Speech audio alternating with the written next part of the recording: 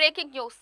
అనకాపల్లి జిల్లా పరవాడ మండలం లంకెలపాలెం వినాయక నగర్ కాలనీలో పార్కు సమీపంలో ఓ వ్యక్తి హత్యకు గురయ్యాడు.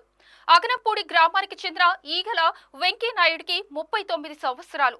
ఇతనిని గుర్తు తెలియని వ్యక్తులు బలమైన రాయితో కొట్టి హత్య చేసినట్లు పోలీసులు ప్రాథమికంగా గుర్తించారు.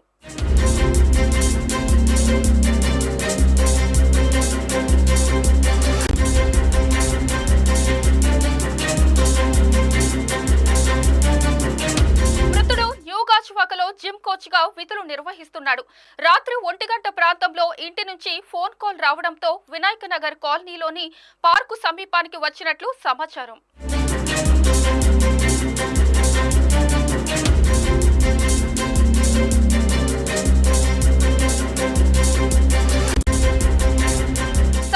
అందుకున్న వెంటనే ఘటనా స్థలానికి చేరుకున్న పరవాడ సిఐ మల్లికార్జునరావు పరిశీలన చేపట్టారు. పోలీసులు కేసు నమోదు చేసి దర్యాప్తు ప్రారంభించారు.